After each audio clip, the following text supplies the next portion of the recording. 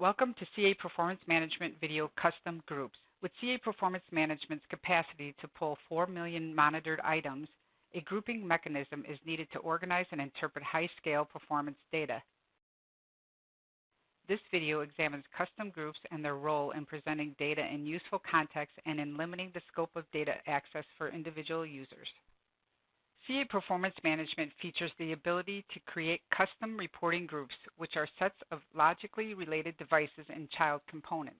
Groups appear in the group tree and can be created unrelated to one another in a flat structure, but are most often created in the hierarchy as seen here. Whether flat or hierarchical, groups serve two main purposes. The first is to set dashboard context to provide optimized reporting and workflows. Here, we're using reporting groups to narrow the scope of the dashboard from the entire USA to a single city, possibly to converge on the source of a problem. The second is to provide a mechanism to set user permissions for managed items. For this user, we've limited the visible devices to those in the Northeast region of the country. This can be seen by the available group selections when we change a dashboard context.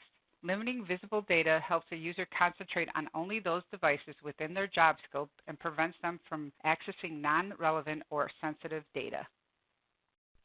There are two group types to choose from when creating groups, custom and site. Both participate in the group hierarchy in the same way, but sites have added geolocation information such as longitude, latitude, and time zone.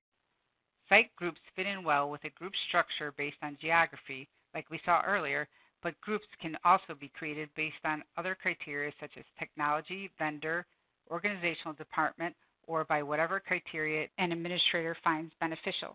When creating a group, the administrator has the option to have child components included in the group or not. The setting to include components such as interfaces for routers and switches is usually selected. Two basic methods exist to populate groups. Groups can be manually populated as shown here. Use manual group membership when you want to tightly define what's in the group. Groups can also be dynamically populated by defining group rules. This method is powerful if you have a changing environment where you want group membership to automatically grow or shrink as devices come and go. This set of rules selects all routers in the marketing department of an enterprise, which are defined by being within a designated IP address range. CA Performance Management allows you to create your grouping structure with great flexibility and minimal restrictions. For example, it is often advantageous to have more than one group hierarchy. Here we have two parallel hierarchies, one segregating ESX servers by department and the other using location on a college campus for organization. With parallel hierarchies, you may want to have the same group of devices represented in two places, but don't want the administrative overhead of trying to maintain two separate groups with identical membership.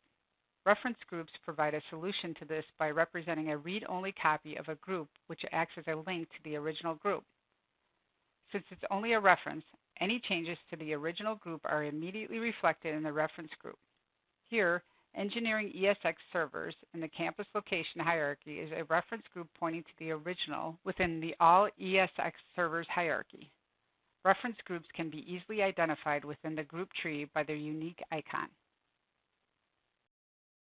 Designing the structure and content of your group hierarchy is a key step to enabling problem convergence workflows and providing effective data visibility for each user. CA Performance Management provides you with all the tools necessary to create the groups and relationships that fit your unique needs, resulting in reduced downtime and increased cost savings. For more information about the CA Performance Management custom groups, click the information bubble in the top right corner to load the product page. From there, you can go to the product documentation, visit the CA communities, or see the learning path.